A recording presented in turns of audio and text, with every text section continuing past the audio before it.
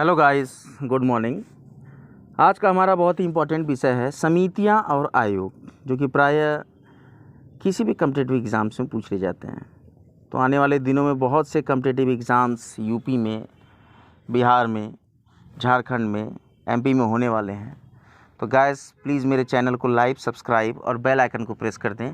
मेरे वीडियोज़ बहुत ही रोचक और बहुत ही ज्ञानवर्धक होंगे और मैं पूरा प्रयास कर रहा हूं कि जो भी मेरे सब्सक्राइबर्स हों उनको मेरे वीडियोस से उनकी पढ़ाई में काफ़ी लाभ पहुंचे। तो गाइस मैं स्टार्ट करता हूं अपने नेक्स्ट टॉपिक को।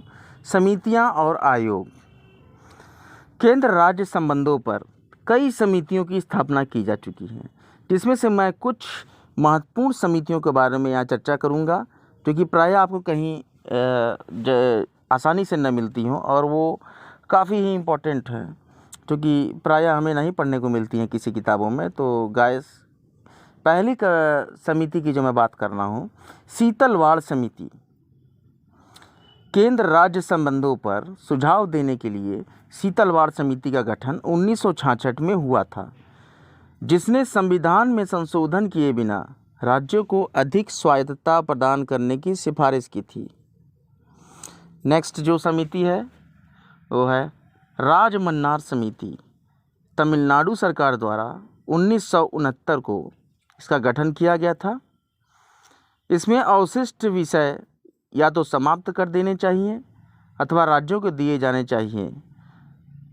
अंतर्राज्यीय परिषद का गठन तथा अखिल भारतीय सेवाओं को समाप्त करने की सिफारिश की गई है। नेक्स्ट बहुत ही इम्पोर्टेंट आयोग की बात मैं करूंगा, सरकारी आयोग। जैसा कि आप लोग जानते होंगे, केंद्र राज्य संबंध पर 1983 में गठित इस समिति ने 1987 में अपनी निम्न सिफारिशें प्रस्तुत की थीं, जिसमें कि पहला बिंदु है अंतर्राज्यीय परिषद का गठन होना चाहिए। दूसरा बिंदु है निगम कर का राज्यों के साथ बंटवारा होना चाहिए। तीसरा बिंदु है अखिल भारतीय सेवाओं को सशक्त बनाना है। चौथे बिंदु में राज्यपाल को नियुक्त करने से पहले मुख्यमंत्री की सलाह लेनी जरूरी होनी चाहिए। तो गाइस नेक्स्ट आयोग है मदन मोहन पुंछी आयोग। अप्रैल 2007 में केंद्र सरकार ने केंद्र राज्य संबंधों की समीक्षा के लिए एक आयोग का गठन किया था। आयोग ने अप्रैल 2010 में रिपोर्ट प्रस्तुत कर दिया, जिसने अनुच्छेद 355 और अनुच्छेद 356 को संशोधित करने, देश में आंतरिक सुरक्षा के लिए एक डिपार्टमेंट का गठन करने, राष्ट्रीय एकता परिषद को अधिक अधिकार प्रदान करने और सांप्रदायिक हिंसा को रोकने के लिए थोड़े समय के लिए बिना राज्य की सहमति के केंद्र द्वारा केंद्रीय सुरक्षा बलों को लगाने जैसे महत्वपूर्ण सिफारिश किए थे। तो गाइस नेक्स्ट आयोग है प्रथम प्रशासनिक सुधार आयोग। जैसा कि आप लोग जानते होंगे, 5 जनवरी 1966 को मोरारजी देसाई की अध्यक्षता में प्रशासनिक सुधार आयोग का गठन हुआ।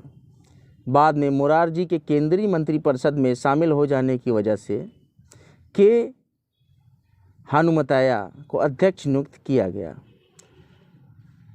आयोग ने अपनी पहली रिपोर्ट 20 अक्टूबर 1966 को और दूसरी रिपोर्ट 30 जून 1970 को पेश की, जिनमें कुल 578 सुझाव दिए गए थे। इसके बाद द्वितीय प्रशासनिक सुधार आयोग आया। 31 अगस्त 2005 को सरकार ने कर्नाटक के पूर्व मुख्यमंत्री वीरप्पा मोइली की अध्यक्षता में द्वितीय प्रशासनिक आयोग का गठन किया। इस 5 सदस्यीय आयोग का प्रमुख कार्य मंत्रालयों एवं विभागों का पुनर्गठन करने और उनकी भूमिका को वैश्वीकरण के अनुरूप बनाने के लिए सिफारिशें देना है। इस आयोग को सरकार के सभी स्तरों पर देश के लिए एक सक्रिय, प्रतिक्रियाशील, जवाबदेह, सतत प्रशासन के लिए सुझाव देने की जिम्मेदारी भी दी गई थी। और बहुत ही इम्पोर्टेंट समिति है, जो कि प्राय एग्ज़ाम में पूछ ली जाती है, खासकर यूपीपीसीएस और यूपीएससी के एग्ज़ाम्स में ये समिति का काफ़ी वर्णन मिलता है। तो गाइस ध्यान से सुनिएगा। संथानम समिति। तत्कालीन गृह मंत्री लाल बहादुर शास्त्री ने भ्रष्टाचार रोकने के सुझावों के लिए के संथानम की अध्यक्षता में एक समिति का गठन किया। वर्ष 1962 में गठित समिति की सिफारिशों के आधार पर ही प्रथम और द्वितीय श्रेणी के सरकारी अधिकारियों पर भ्रष्टाचार के आरोपी की जांच के लिए 1964 में केंद्रीय सतर्कता आयोग का गठन हुआ। तो गाइस ये बहुत इंपॉर्टेंट है। इसी समय समिति के तहत सरकारी अधिकारियों पर भ्रष्टाचार के आरोपी की जांच के लिए 1964 में केंद्रीय सतर्कता आयोग का गठन हुआ। तो यहाँ से एक क्वेश्चन और अराइव हो सकता है कि केंद्रीय सतर्कता आयोग का गठन कब हुआ। तो गाइस, मेरा चैनल आपको कैसा लगा ये आप ज़रूर कमेंट बॉक्स में मुझे कमेंट करेंगे। अभी मैं शॉर्ट वीडियोस बना रहा हूँ, लेकिन भविष्य में मैं कुछ लॉन्ग वीडियोस बनाऊँगा जो कि बहुत ही यूज़फुल होंगे।